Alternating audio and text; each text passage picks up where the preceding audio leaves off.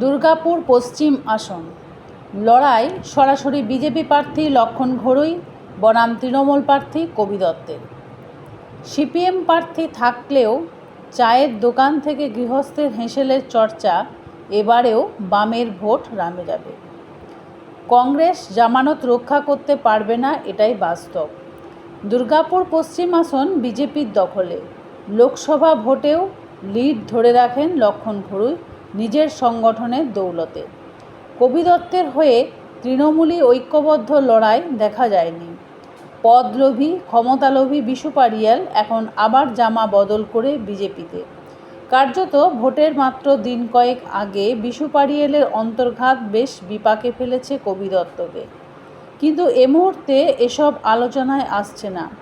গোয়ালঘরে গুতোগুতি বেশ চর্চায়।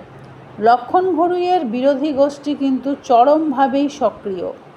তবে সেসবের ঊর্ধ্বে উঠে আসছে ভূমি রক্ষা কমিটির নেতা ধ্রুবজ্যোতি মুখোপাধ্যায় নির্দল প্রার্থী হিসাবে ভোটের ময়দানে আসার পরেই।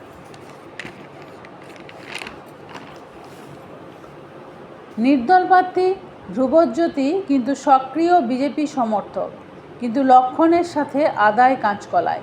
নির্দল প্রার্থী ধ্রুবজ্যোতি মুখোপাধ্যায় সরাসরি লক্ষণ ঘড়ুইয়ের বিরুদ্ধে তোপ দেগে চলেছেন।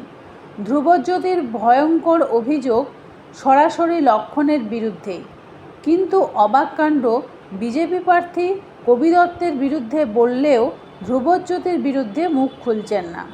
মামলা, সাংবাদিক সম্মেলন তো দূরের কথা, সামান্য প্রতিবাদও করছেন না। দেখা যাক ধ্রুবজ্যোতির ভয়ঙ্কর অভিযোগগুলি কী কী। লক্ষণ ঘড়ুই বেসরকারি সিমেন্ট কারখানার কাছে ৮ লক্ষ টাকা নিয়েছেন ২৫ জন চাকরি হারানো শ্রমিকদের আন্দোলন ভাঙার জন্য। অবৈধভাবে ছেলের, মেয়ের এবং মেয়ের জামাইয়ের চাকরি পাইয়ে দিয়েছেন। স্ত্রীর নামে প্রচুর জমি কিনেছেন। লক্ষ লক্ষ টাকা দামের বাইক কিনে দিয়েছেন ছেলেকে। মেয়ের বিয়েতে ৪ কোটি টাকা খরচ করেছেন। ভয়ঙ্কর সব অভিযোগ লক্ষণের বিরুদ্ধে, কিন্তু মুখে কুলুপ লক্ষণের।